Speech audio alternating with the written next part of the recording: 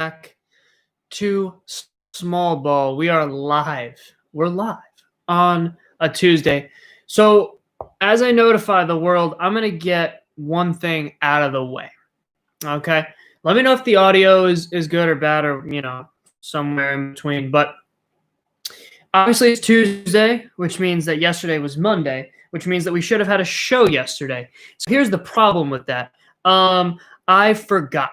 I forgot to do the show yesterday, so that's my bad. I was busy. There was a lot going on. I didn't really have time anyway, but I would have made time, but I just forgot. I just totally forgot that we were supposed to do a show today. So as I notify yesterday, so as I notify the world that we're live, I apologize for that. We have a lot of stuff to cover and a lot of stuff to cover that we could have and should have probably covered yesterday as well. We're going to welcome Calder Glassman, a good friend of the show, on in just a couple of minutes. But before we do that, I'm going to do two things. I'm going to close this shade because the light is kind of annoying.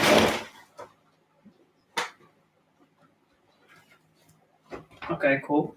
And then I'm going to talk a little bit about some stuff that's on my mind. So I'm going to start the show today with this. So I've been talking a lot recently, right, about the Phillies and in particular Bryce Harper, because I think that Bryce Harper has changed a lot in a very positive way. In terms of his intangibles, leadership qualities, okay? In Washington, obviously had a lot of talent, didn't really make it work, comes over to Philadelphia. He showed me a ton last year. Leadership, generating a positive culture in Philadelphia, which, it's a blue blood franchise, right? It's a historically, cultured and exciting franchise. But last couple of years, it's been a little bit lukewarm.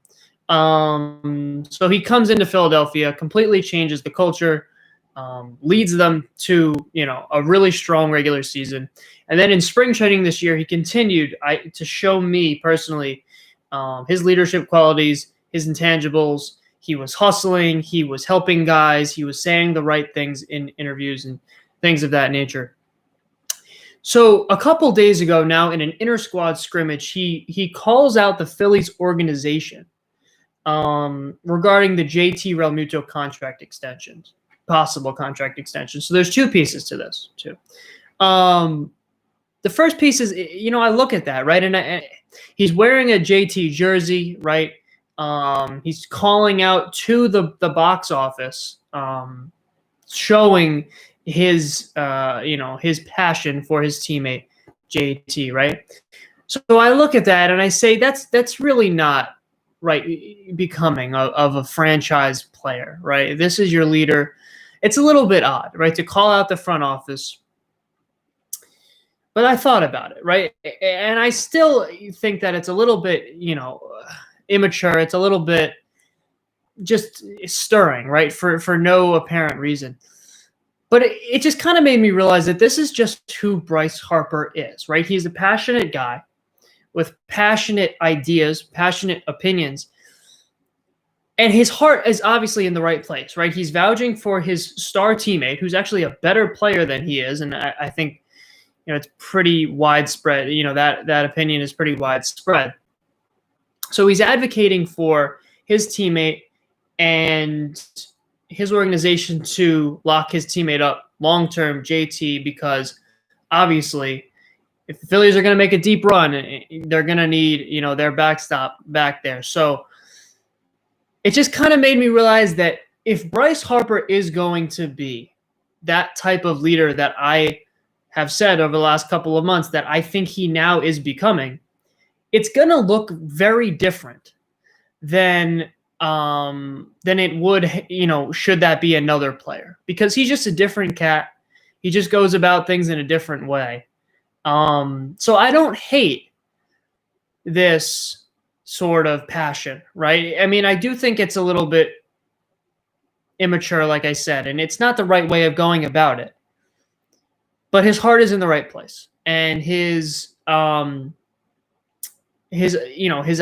are in the right place. And what it comes down to for me with Bryce Harper is he being that leader? Because I think early in his career, he was passionate, he was energetic and all that, but it really wasn't headed in the right direction. And that direction is team success. Now I think it is. It looks very similar to that because he's still this emotional, passionate guy. But if Bryce Harper becomes that leader that you need to lead a team to a title, I think it's going to look different than a Derek Jeter, than an Aaron Judge now, I think, than, an Anthony Rendon for the Nationals, right? It's just going to look a little bit different.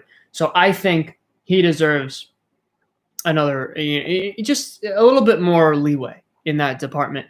And before we bring on our good friend Calder, I want to touch on one more thing. And this is a little bit outdated, but I want to talk for a second about Yolmer Sanchez. Okay, Yolmer Sanchez, now of the San Francisco Giants, was actually just designated for assignment.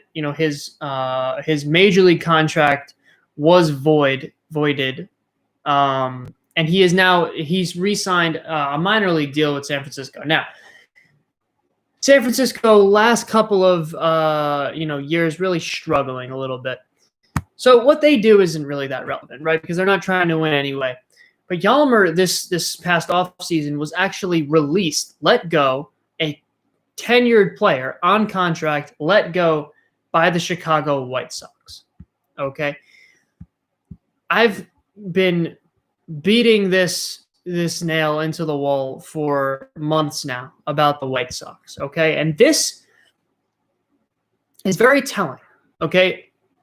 Let's analyze Yolmer Sanchez for a second here. Last year, played 149 games, okay? 252, 44 walks, 149 games, only 18 strikeouts, 20 doubles, 318 on base. But here's the problem. Only 2 home runs.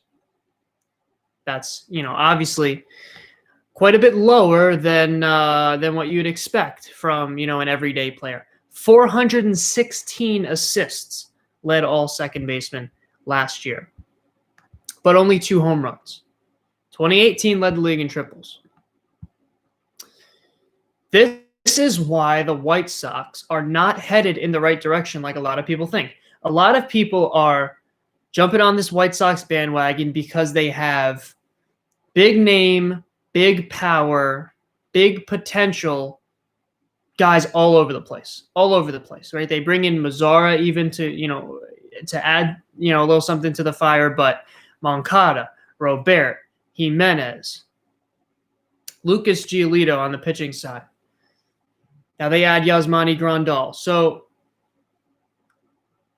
this is why they're not going to contend this year, or if they don't change their mindset, really anywhere down the road with this roster. Because this is a player, Yolmer Sanchez, that I would argue was a top 3 producer for them, as far as position players go in 2019.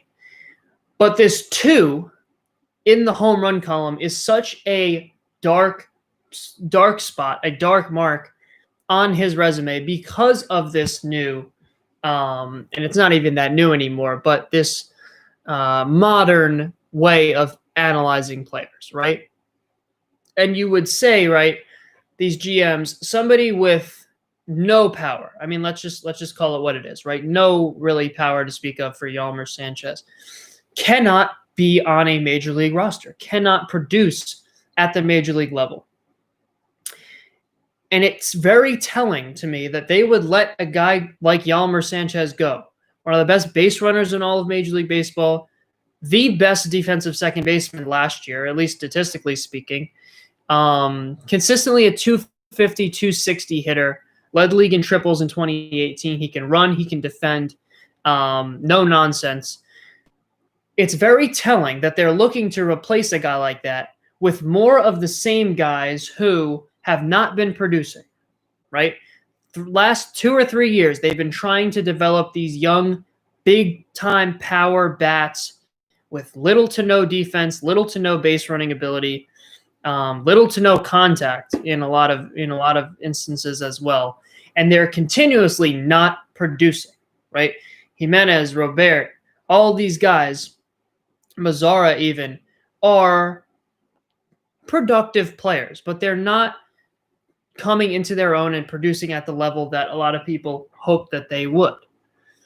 And it's very telling that they would look to get rid of any semblance of offensive balance and defensive balance for that matter as well, right? Because Sanchez in this environment, in this lineup, in this defense adds balance, right? Something that they don't have a lot of, which is defense, base running, contact.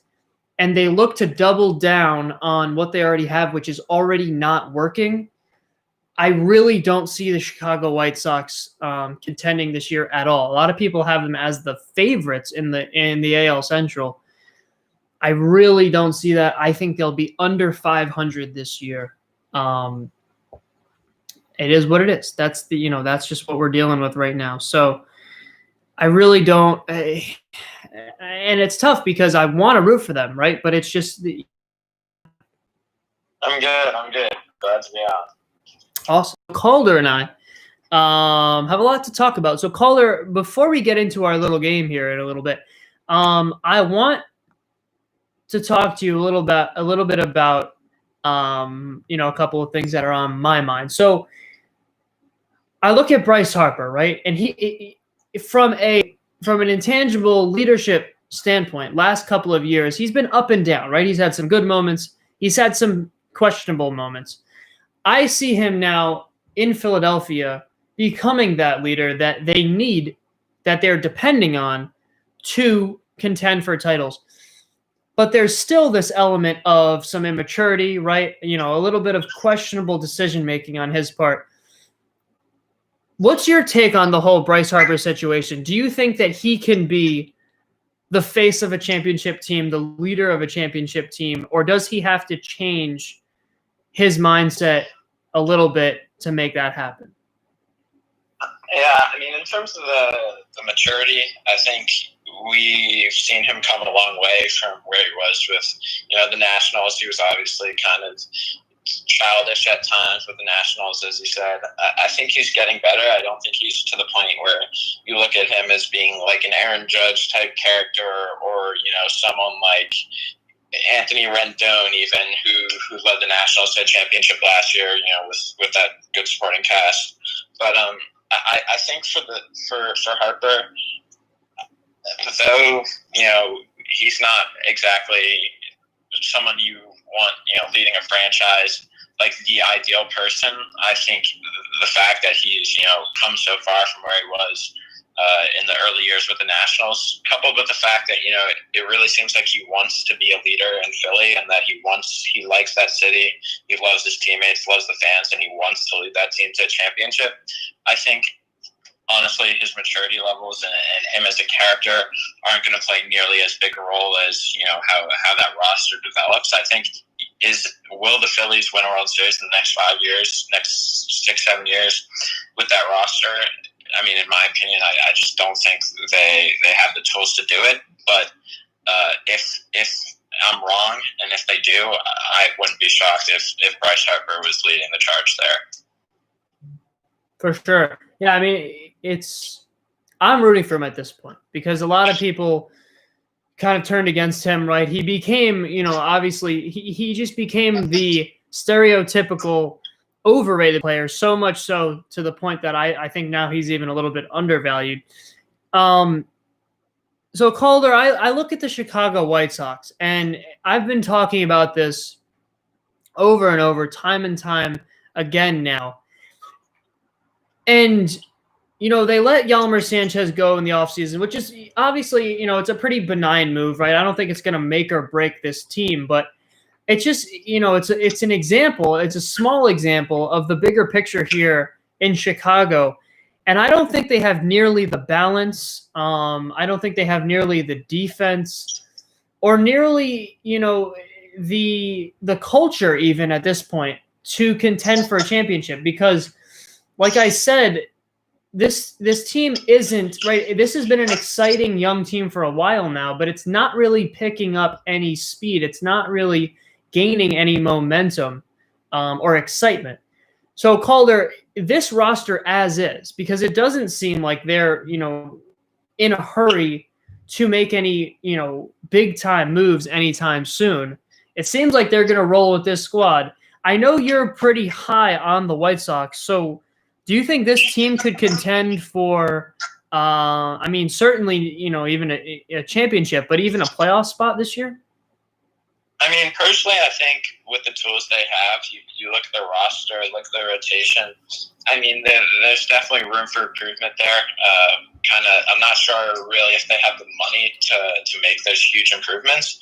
I think personally, within that division, you see like the Indians, obviously a solid team, but not nearly where they were a couple of years ago. Royals, obviously, not nearly where they were a couple of years ago. The Twins are definitely a force to be reckoned with, but I think the White Sox, where their roster's at now, I think they have the talent to possibly make a run in the playoffs, maybe get to the first round. But I don't really see any championship pedigree with that team. As I said, like they're young. They're a young team overall. A very young outfield. They have talent for sure.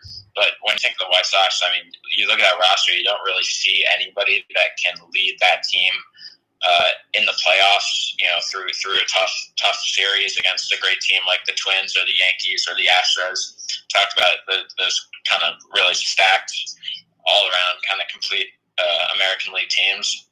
I think no doubt they're talented. They can definitely hit the ball. Rotation isn't bad.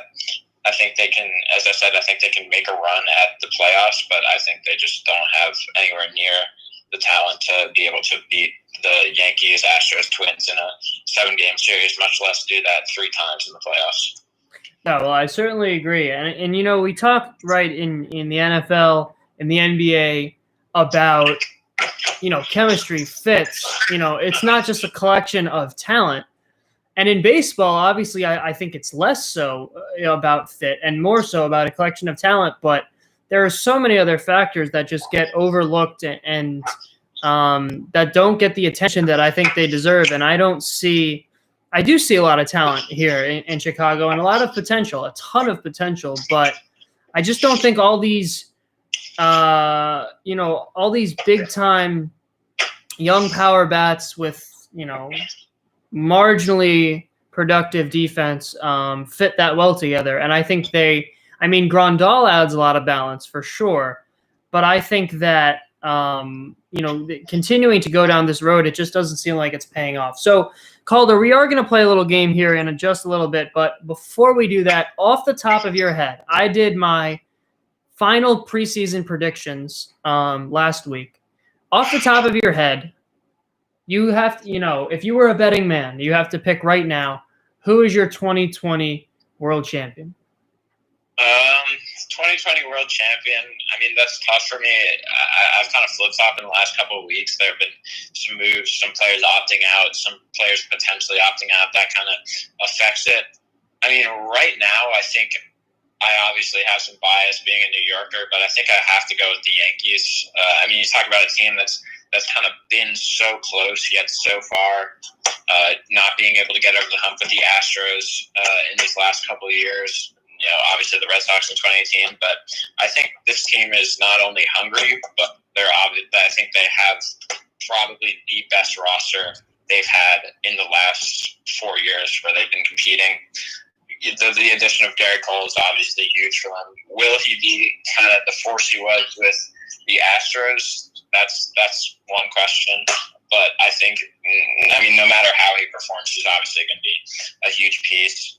And I think the Dodgers, if I had to pick a team besides the Yankees, it'd be the Dodgers. I think that's going to be a World Series matchup. But I think, the Dodgers are a young team. They've got the bats to do it for sure. But I just think in a 7-game series with kind of how hungry this Yankees team is, and the Dodgers' reputation for not really showing up in the playoffs, coupled with David Price opting out, which I think will have a bigger effect than it seemingly does right now. I just think the Yankees have the best chance of winning it, and I think that's going to end up happening. I have the Yankees as well. It's definitely a good point. I talked about this a little while ago, but I think Price would have been productive for them. Good stuff. So let's get into our little game here. A game we've played many a time here on Small Ball. Guess Shoe is the new temporary name for it. We probably can only have time for one round. And Calder's been giving me the work a little bit. We've had 3 rounds together. He has emerged victorious the last 3 rounds that we've played. So I got to redeem myself a little bit here, Calder. And I got I think I got my juices flowing, my my baseball knowledge and trivia juices ready to go. So let's get right into it. You can go first, Calder, because you are the guest, of course. For those of you who don't remember or don't know how this game works, Calder and I will go back and forth asking yes or no questions to try to guess a randomly generated player that we have generated for each other. No DHs, no relief pitchers, and only starting active Major League players. And we cannot ask the same type of question twice. So, for example, if you ask, does this player play north of X? You can no longer ask a question about geography. So, Calder, do you have my player lined up, ready to go? Yep, I got it. Excellent. I have yours as well. The floor is yours, Calder. Let's get us started. All right. Is this player in the American League? This player is not in the American League. So I'm also going to write down our questions so that we remember what we can and cannot ask. So, Calder, I will now ask, does this player bat left-handed? No. Okay. All right. Let's see. Does this player play in the East Division? He does not. He does not. Calder, I'm going to ask you, does this player play north of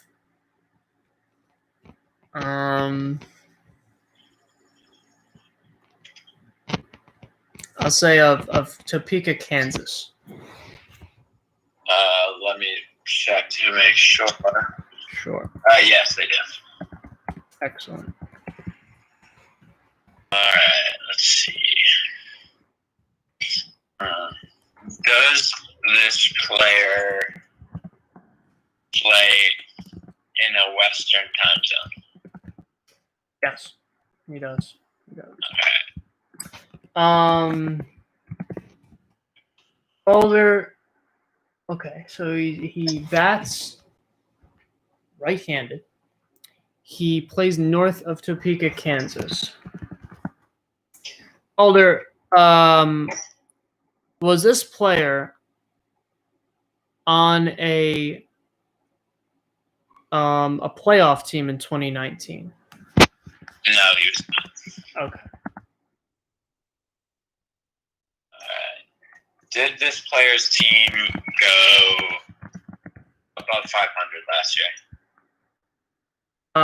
No, they did not. They did not.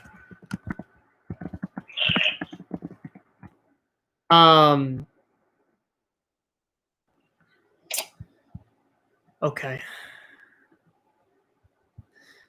Calder, does my player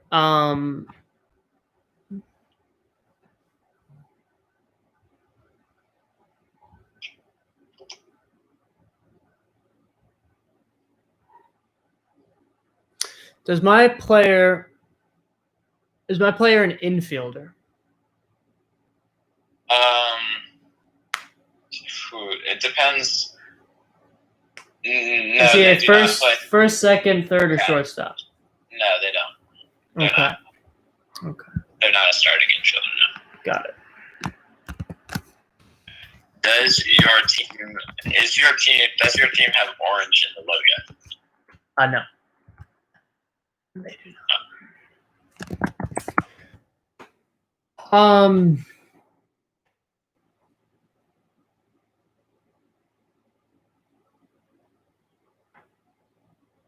Okay. Does this team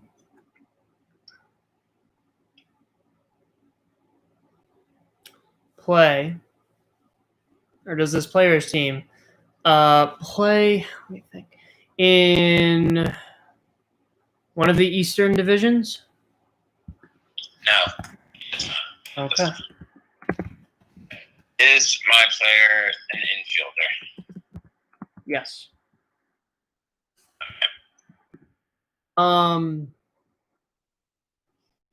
Okay. That's right-handed, north-ish, not a playoff team, not an infielder, and not in the East. Okay. Caller, does this player, or I should say, does this player's team have blue in their color scheme? No, they do not. Fascinating. Okay. Does this player bat righty?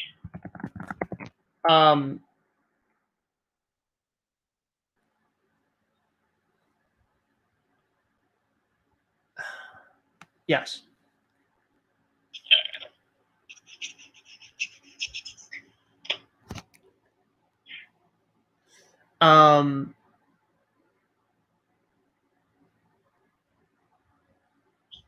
So I'm not sure what to do here.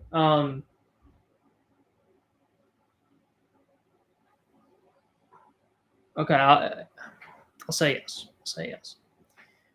All right, so now we got to narrow down some teams. So no blue. So that makes things interesting here.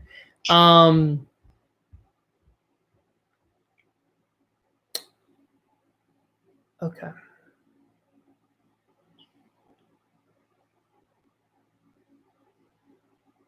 Calder, is my player taller than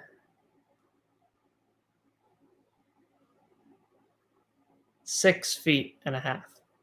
Yes. Okay. All right. Oof, I think I got it. Is my player Fernando Tatis? No, No, it's not. he is not. No.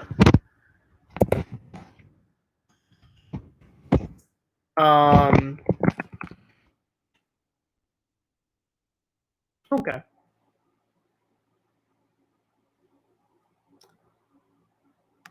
trying to think of teams without blue. All right. Can I go back to a question just to make sure I got the right answer? Yeah. Did you say they do play in a Western time zone? Yes. Okay.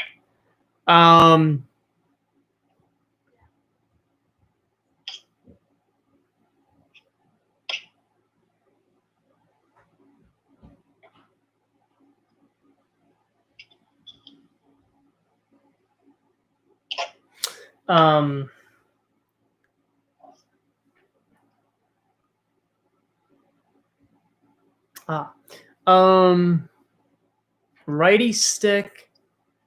I'm guessing an outfielder because he's tall, but I'm trying to think of some like tall catchers. Oh, theoretically, I guess it could be a pitcher. Well, let me think about this. Okay. Calder, did my player bat above 265 in 2019? No, they didn't. Okay. Is my player Manny Machado? No. Yeah.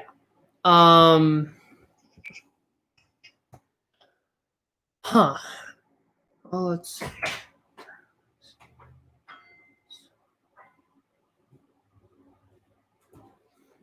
Okay.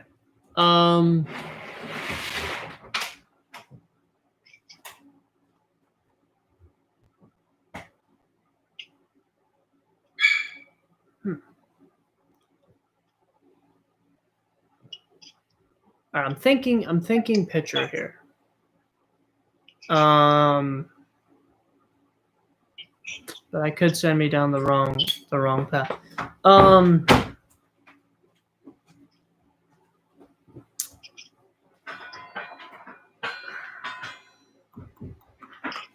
right, we'll go with this. Calder, did my no, let's do this. Is my player younger than 27 years old? Younger than 27. Let me check that. I gotta see. No, they're not. Okay. Does my player play their home games at Petco Park? Yes. And just to clarify, infield is first base, second base, shortstop, or third base, right? Correct. Geez, you're a lot closer than I am, so I gotta get aggressive here.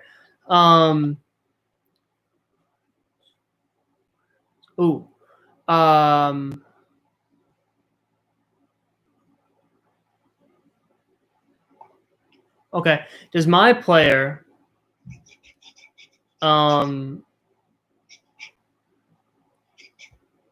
play his games, his home games at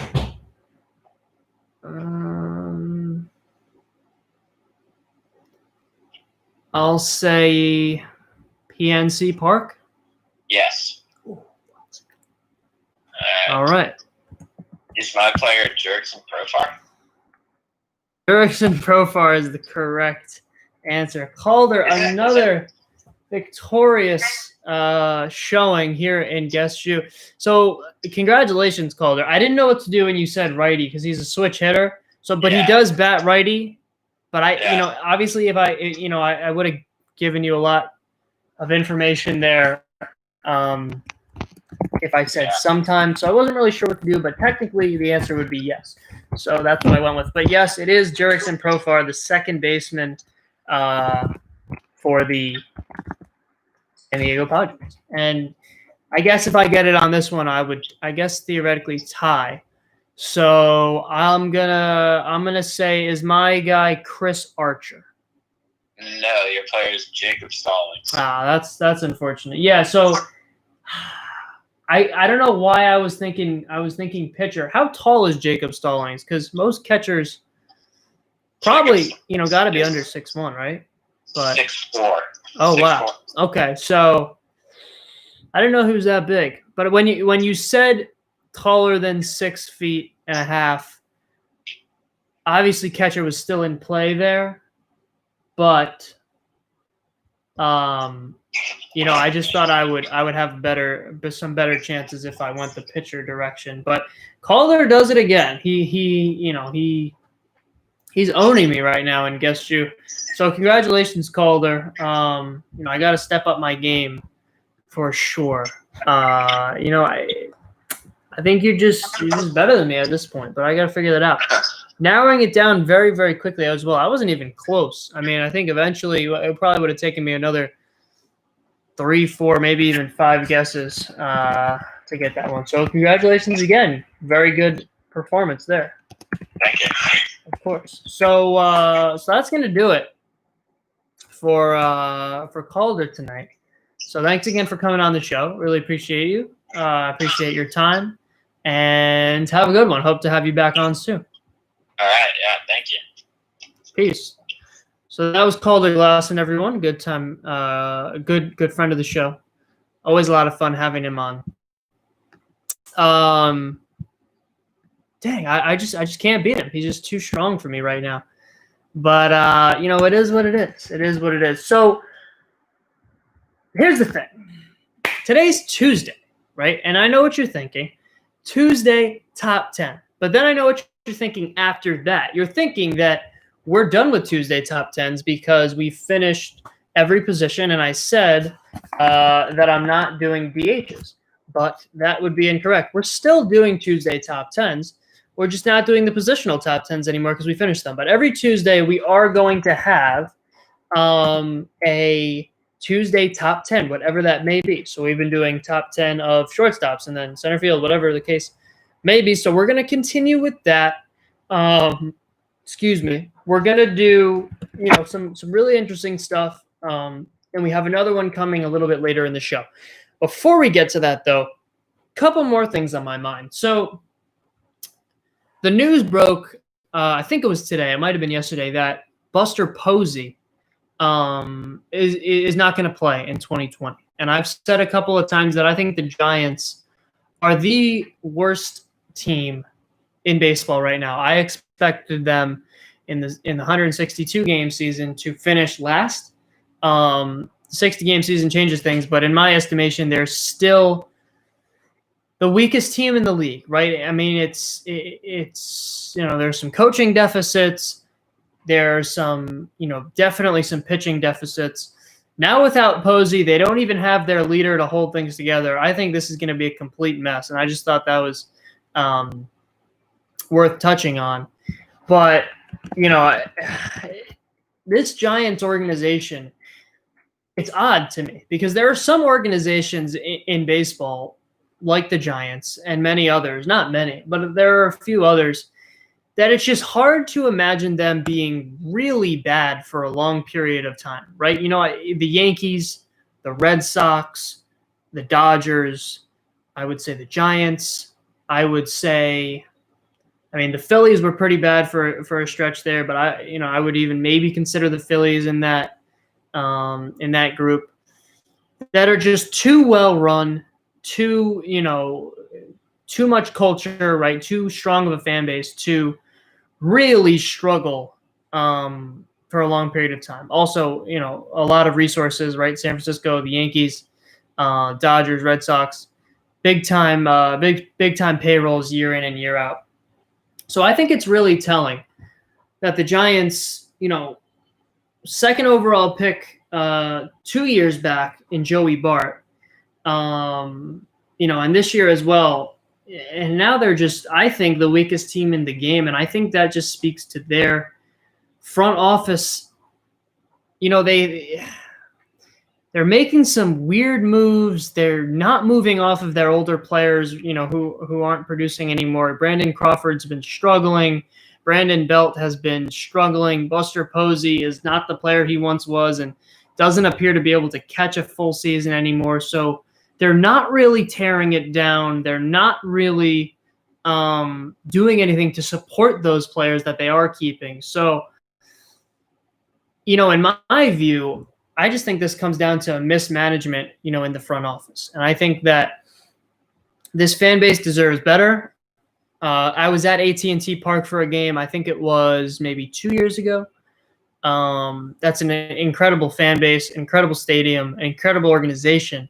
And they've really struggled the last couple of years. And if they don't turn it around soon, quickly, it's bad news because there are some improving teams in that division, right?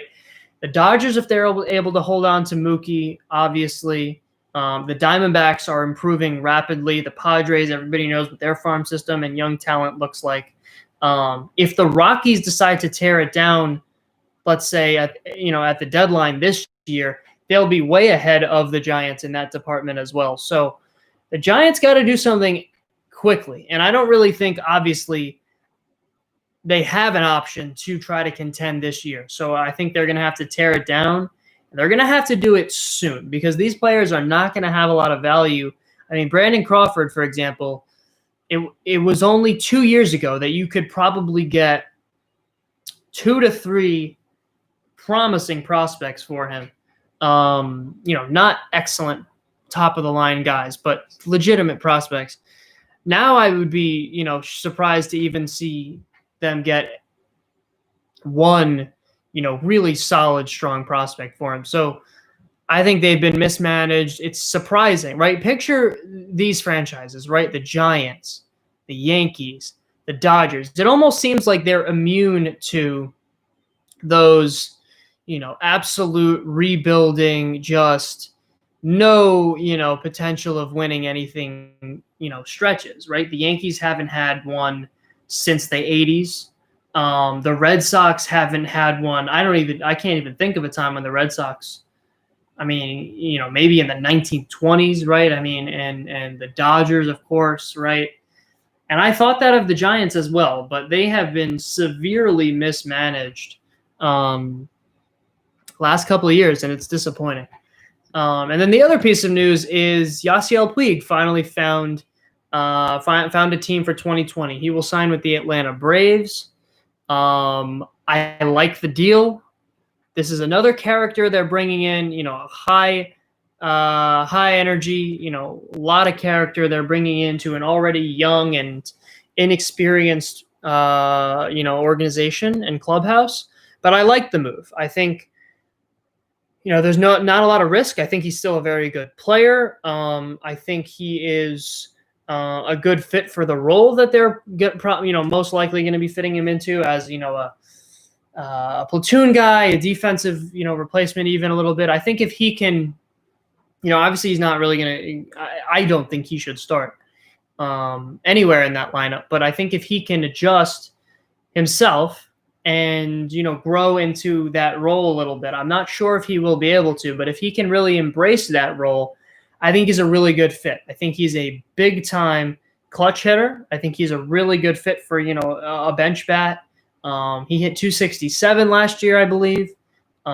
Still, a lot of talent, and I think, a little bit more even to tap into. I think he still has some potential left, in the tank. So I like the move. The Braves just continue to add, productive, solid, balanced players, right? This is another guy that doesn't have a lot of holes in his game.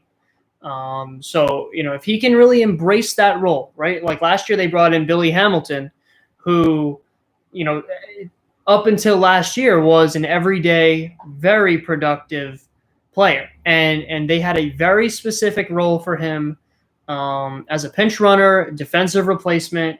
Not going to see a lot of at-bats, but they had a very distinct role for him, and he embraced it. He, just tried to make the best of that, and he was really productive down the stretch for them. So I think if we can embrace his role there, it's a really, really good move, low risk. I like the fit for Puig. I think he's a good fit personality-wise on that roster. My only question mark there is it's still a young team. There are a lot of personalities on that team, and I think he might add something to that in a positive way because he's a good fit, but potentially in a negative way because obviously if you throw, gasoline on an open flame, it's just going to bubble up and get a little bit more severe. So I don't think there are character issues with the Braves necessarily, but the more big personality guys you throw into the mix, I think it's a little bit questionable. But that comes down to coaching and management, and Brian Snitker, I think has done a decent job handling that. So now that that's all out of the way, there's one more thing we have to address, and that is my Tuesday top 10. Tuesday top 10s are a lot of fun because I can do, now that this positional stuff is over, I can just come at you guys with whatever I decide to do. A lot of top 10s to talk about. But today what we're going to do is my top 10 storylines, right? Things that I am looking for and interested in the 2020 season. Obviously a unique season, right? Obviously 60 games. They haven't played baseball in quite some time. I think there are a lot of really interesting teams, more so than other years. So here are the 10 things that I'm most intrigued by. I'm most curious, most interested to see how things shake out. So number 10, I'm really curious. I just talked about the San Francisco Giants. Buster Posey decides not to play. The Giants, who I said have been mismanaged the last couple of years, they bring in Gabe Kapler, who struggled in Philadelphia, hasn't shown an ability to be a productive manager. That's not to say he can't be, but now he comes into this organization with zero expectations, absolutely zero. if Gabe Kapler can make something out of this roster and not be that worst team that I just explained to you guys that I think they'll be, right? I'm really curious to see what he does with this aging, very low energy, not a lot of talent roster. I'm curious because it didn't work out in Philadelphia. Obviously, the Giants saw something in him that they liked. If it goes poorly, obviously he won't stick around that long. But these, coaches that come into these awful situations did by the low expectations, right? There's, if the Giants bomb out this year, right? I mean, we can't really put that on Gabe Kapler. So he's kind of playing with house money here. And I'm curious to see if he can make something out of this, because what I've seen from Gabe Kapler thus far is really not a lot to speak of on that front. So if the Giants bomb out, obviously they don't really have the roster, but part of the reason why I think they're going to be the worst team in the league is you got a third-year manager coming off a very difficult tender, coming into a new organization in a shortened season, right? There are a lot of moving parts, and I think this team could completely bomb. But if Gabe Kapler can actually climb out of that hole and do something productive this year, I think that could be very telling. And, I'm willing to give him that shot, obviously, that opportunity to prove himself. But, I think that there's a major, major opportunity here for one of the worst teams, we've seen in a long time. And I think he's only, really he has nothing to lose. So he has this opportunity. I'm interested to see what he does with it. Now, number 9, Garrett Cole. Okay. Obviously has to make the list here. In my opinion, the best player in Major League Baseball in 2019, my MVP.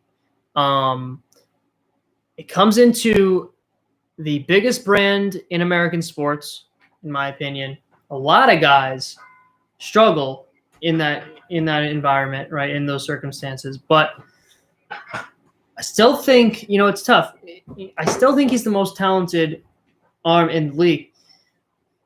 If I were a betting man and I had to, if you put his last year's stats against what he'll do this year, obviously prorated a little bit for the shortened season, about Houston, but something about that coaching staff, the air in the building, I don't know what it is, whether there's some illegality going on, I don't know, but those guys seem to just get guys out more than other pitchers, more than other teams' pitchers, that is.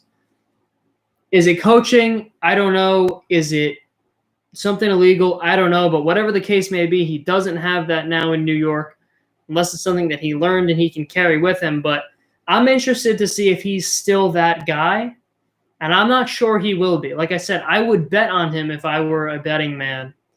Having a slightly, a down year a little bit.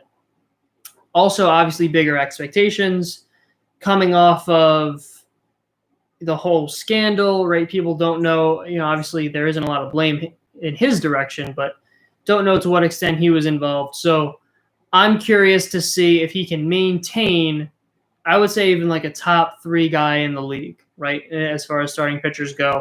I'm not sure he will be able to.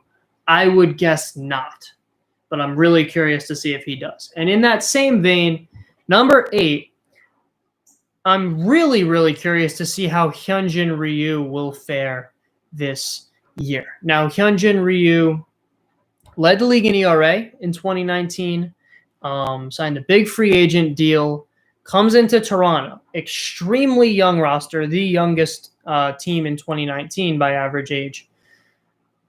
He's a veteran. He had an absolute breakout year.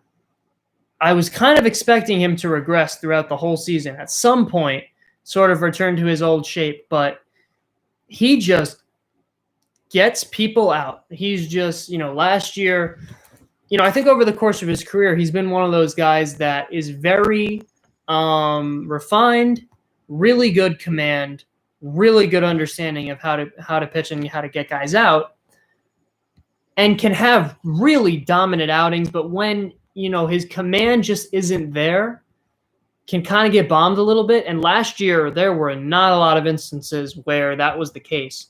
So however he found that consistency, I'm really curious to see if he can duplicate that. I would again guess not, because there are a lot of guys that have these breakout years in their contract year, sign a big deal, and then whether it's not as much motivation, new environment, new pitching, new coaching staff, new catcher, a lot of guys that, I'm not in any way saying this about Hyunjin Ryu, but in some cases maybe laying off the old PEDs a little bit after their contract year. That certainly was the case a couple years back and might even be still, right? Trying to make the most of that contract year, and then once you get the big money, kind of take it easy a little bit.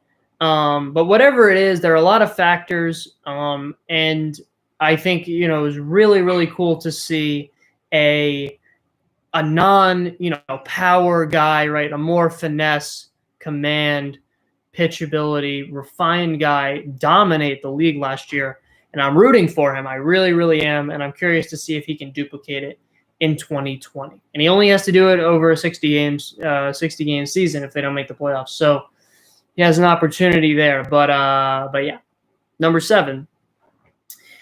I'm curious to see. So I'm curious if Wander Franco, right, gets an opportunity, but not just Wander Franco. I mean, prospects in general, right? We're going to see a lot of prospects playing this year in this shortened season. There's probably going to be a couple more injuries than usual because of the long layoff. And obviously, unfortunately, a lot of guys probably going to end up getting sick throughout the pandemic. So a lot of opportunities for these prospects. And Wander Franco in particular, he's 18, still very, very young, obviously. When I look for a top-of-the-line, franchise-changing prospect, it's tough to determine what that looks like, to figure out exactly what that looks like. But Wander Franco doesn't do it for me. I don't know what it is, right? He's got the bat. He's got the speed. I think defensively, he's got some nice tools. I'm not sure his instincts are entirely there.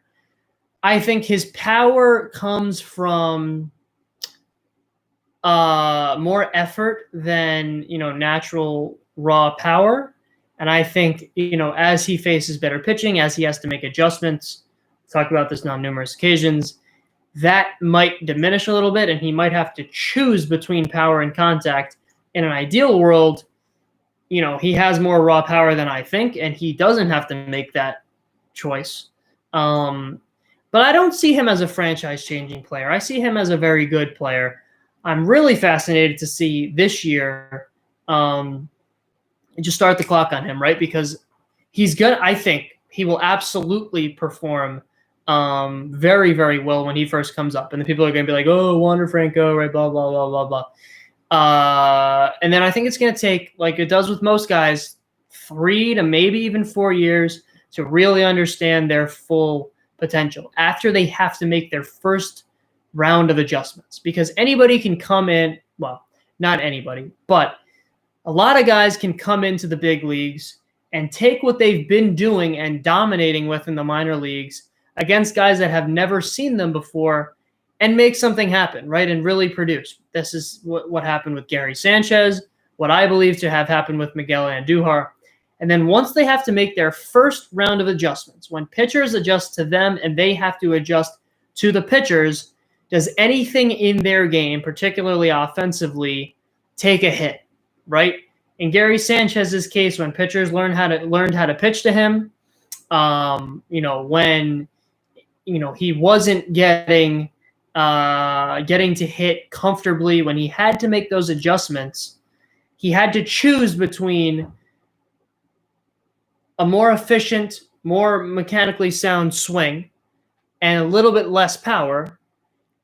And the other choice was keep that power, which is a lot, but take a hit in just about every other offensive category. And he chose the latter, and obviously we saw what happened there. So again, I'm really curious about Wander Franco and many other prospects that are going to get that opportunity. And I guess we'll see, right? It's going to be really, really interesting for those of us who have been following these guys. So, I just think that 60 games, right? You're going to have a lot of guys thrown in there who are going to produce early, and a lot of people are going to be high on them, and then, it's going to take a couple of years. But I'm really curious about Wander Franco in particular to see what that baseline is, and then how he obviously can improve or regress, if that's the case. I'm rooting, that's not to say that I'm rooting against him, right? I just think he's not that franchise-changing guy, in my opinion. He's not the best prospect in baseball right now. We'll get into that at a later date. Number 6 is the Tampa Bay Rays pitching staff and bullpen last couple of years has been unique, to say the least, right? Employing an opener, really only have 3 legitimate starting pitchers right now, 3 very good starting pitchers. But I'm curious to see in this shortened season if it's going to work, because I think that the Rays, more so than any team, benefit from this shorter season for a couple of reasons, one of which I'll get to at number 5. But one of the reasons is, it's a 3-man staff, realistically. So you can throw in spot starters and bullpen some games without as much of a risk of them really getting worn out, right? Because it's only a 60-game season. So I'm curious to see, A, how much this 60-game season benefits them, and B, if Charlie Morton and Blake Snell and Tyler Glasnow, who I think is the next top-of-the-line pitcher in the American League, I think he and Walker Buehler, respectively, in the American and National League, I think they're the next great young pitchers. I think this is a big-time season to see what Charlie Morton can do after 2 really excellent seasons, 2.5 really excellent seasons, and Blake Snell, who's been really up and down. A lot of people see the talent here in the starting rotation, between those 3 at least, and I look at it and I say, yes, there is a ton of talent, but there are a lot of question marks between Blake Snell's inconsistencies, Charlie Morton, who has been consistent last 2 years, but throughout the course of his career hasn't been that, type of dominant. So I'm curious to see how long he can keep that going for. I think, that's not to say I think he's going to regress, but I'm curious. And then Tyler Glasnow, I think this is the year he takes the next step, and I'm curious to see that as well. Number 5, another similar one here, staying on the Tampa Bay Rays. I talked about this last week. I think the Tampa Bay Rays have the worst defense in Major League Baseball. And I'm really curious to see if this is the year that comes back to bite them, because last 2 years it hasn't. It's been getting a little bit worse. So I think now in the 60-game season, it benefits them, right? Because you don't have to – first of all, you can – throw in a lot of, also with the expanded roster, some defensive replacements potentially. They don't really have a lot of guys at, their disposal there. But, over a 162-game season, I think consistent defense is more important. 60-game season, I think they could maybe even get away with it. So I'm curious to see if it starts to catch up to them, if they're going to need to shuffle things up and get some more good defensive players in there. Kevin Kiermaier is really their only productive defensive player in my estimation. No disrespect there, and he's still not even the player he once was defensively or offensively, I don't think. So I'm curious to see, because last 2 years it hasn't really, and I've overlooked this, but now I'm looking at this defense and I'm like, for a 3rd year in a row, are they really going to be a playoff team? And I think not, because of their defense. So I think I'm curious to see if this bad defense holds them back this year. It didn't last year or the year before. I'm curious. Number 4, I'm really curious to see who emerges as the Dodgers leader, the face of that team. Because for a while it was Clayton Kershaw, and he struggled in the postseason. And, it's it's no longer Clayton Kershaw. I would say last year it was Cody Bellinger. For a little bit, as those young guys were coming up, it was Corey Seager. Now they add their new best player, I believe, in Mookie Betts. And this is going to be really interesting. If Betts finds a groove in LA, will he stay? Will he resign? I don't know. If things don't work out, they might have, gotten him for a rental for 1 year. So it could be Betts, it could be Bellinger, it could be Kershaw again. Could be someone completely new. It could be Seager if he has a bounce back year. But who's the leader? I don't care who the best player is. Who is the leader of this team? I think Bellinger is the front runner. But if it's a lot of guys vying for that spot, it's not a tangible spot, obviously, but who's going to be the captain, right? And if it's just a lot of different personalities and big name guys, and I think this is what's been holding the Dodgers back. But if they can finally find I think Bellinger was really close last year, but there are so many other guys that are just big name, big money, and they haven't really found a really strong culture in that locker room, right? Because they haven't had that captain. They've had a lot of guys vying for that spot. So now with Betts, it becomes even more, tricky. And another big moving part there. So who emerges as the leader and who takes a step back and says, let's do it, right? And I think that the personality in that locker room is okay, but there's just, like I said, a lot of big money guys, a lot of big name guys, a lot of veterans, longtime veterans. Now Price, he's not playing, but Price, Kershaw, Jansen, Ryu last year. And now young guys, Bellinger, Buehler, Seager, Peterson, Lux, Smith, and now Betts, who's kind of in the middle there. Who emerges as the leader? Do they have someone emerge as a leader? And can they get this ship headed in the right direction? And I think it's going to start there. So that's number 4. Number 3, there are a lot of things I'm interested about regarding the Houston Astros, but the number one thing is Dusty Baker, who I think is a top 3 manager, talent-wise, in Major League Baseball.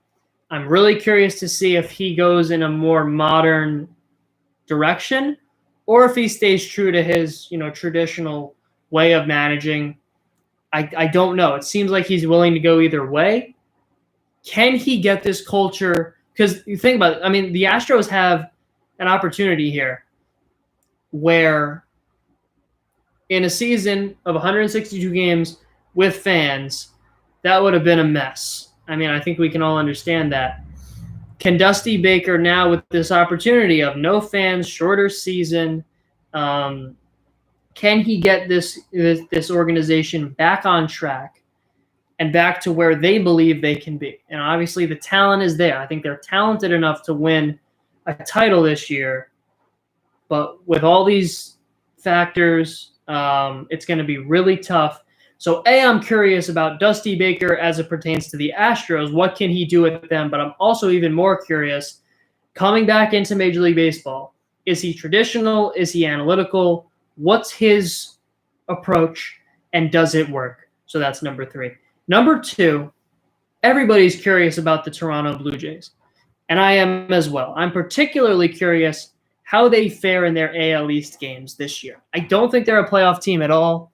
But pretty soon they're going to have to start showing some signs that they're going to be this, great dynasty that people think. And I'm not on that boat yet, but I think, there's a legitimate argument to be made for that. But what it really comes down to for me is they're in the best division. I would say second best division in baseball, but best in the American League. And I think that's really where it counts, right? Young dynasties are built within the division, right? What can you do against the Yankees, the Red Sox, the Rays?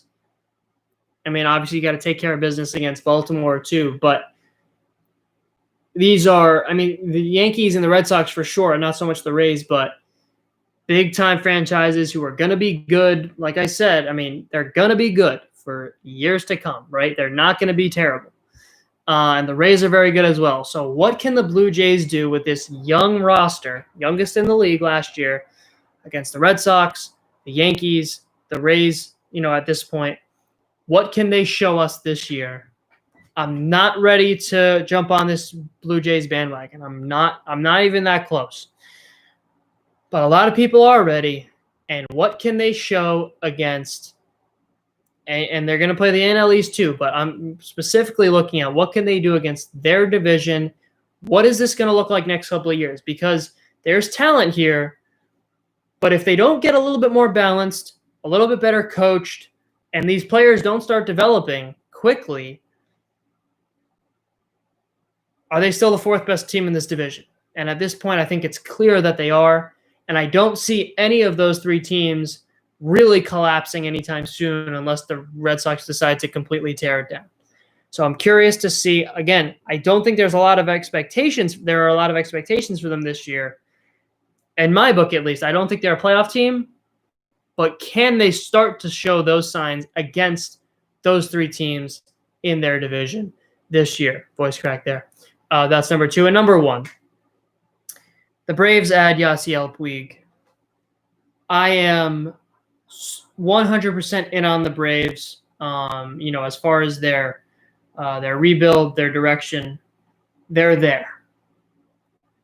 Are they ready to win a playoff series? Because last year they were definitely the more talented team than St. Louis, but they just absolutely collapsed, especially in Game 5, obviously. But they're really young. There's a lot of personality, like I said. I think Brian Snitker is overrated as a manager, coming off Manager of the Year. I don't think he's all that. I really don't. I talked about that in Managers, last Monday. No disrespect there, but I don't think he's done an incredible job managing these personalities, these young players. Freddie Freeman's the leader of that team, but he obviously, unfortunately, he's sick. Don't know how long he's going to be out for. And he's really their only semblance of a leader and a veteran that, I think Nick Markakis can serve in this role a little bit, but that can really right the ship for this, this roster, but even more specifically the personalities and the character on this roster. A lot of talent and a lot of good character. I'm not saying there are character issues here, just a lot of youth, not a lot of experience, and not a lot of success in the postseason. So I'm really curious. They're going to be in a playoff series this year. I'm very confident in that. Can they finally win a playoff series? Can these young guys mature to a point where their game doesn't regress in the postseason? They play as a team. They weren't playing as a team in the ALDS last year. It looked like a wiffle ball team, a collection of talent, which they are, but they were not really playing that well as a team last year against St. Louis. St. Louis was clearly, better coached in that series, had a better culture, better fan culture, and they just outplayed them, especially obviously in Game 5. But, I think that the Braves were actually fortunate to get 2 games off them. And I'm really curious to see, can the Braves finally take the next step emotionally? Because talent-wise, they are set. They are there. I think they're the most talented team in the National League. But I don't know. And last year, I knew they weren't. I was pretty confident that they weren't. And I'm leaning towards they're not quite ready this year emotionally to win a playoff series or certainly win a pennant. So I think there's a legitimate argument to be made that I'm wrong, that they can do that. World Series is going to be tough. I'm really curious to see, can they mature quickly enough to win a playoff series? So that's going to do it for today's show. Really fun show today. We had Calder Glassman on, played some guest shoe, a lot of stuff we talked about. Tuesday top 10, my top 10 storylines, just to recap. I'm curious about Gabe Kapler, Garrett Cole on the Yankees, Wander Franco, the Rays pitching staff, the Rays defense. Who's the Dodgers leader? What's Dusty Baker like in the Astros organization? Blue Jays against the AL East teams, and can the Braves win a playoff series? So that's my 10. We talked Buster Posey and the Giants. We talked Yasiel Puig and the Braves. We talked Bryce Harper and the Phillies. We talked Chicago White Sox, as we do often on this show, and Yolmer Sanchez. So thanks so much for tuning in. Like, subscribe, comment, and recommend if you feel inclined to do so. Have a healthy, happy, and safe rest of your Tuesday. We should be back tomorrow for some more small ball. Probably have a guest or two if we have a show tomorrow. So thanks again for watching. Have a good one. Hope you enjoyed. And yeah, we'll be back at it tomorrow, most likely. So take care. Stay safe, happy, and healthy. And cool. Thanks for watching. Peace.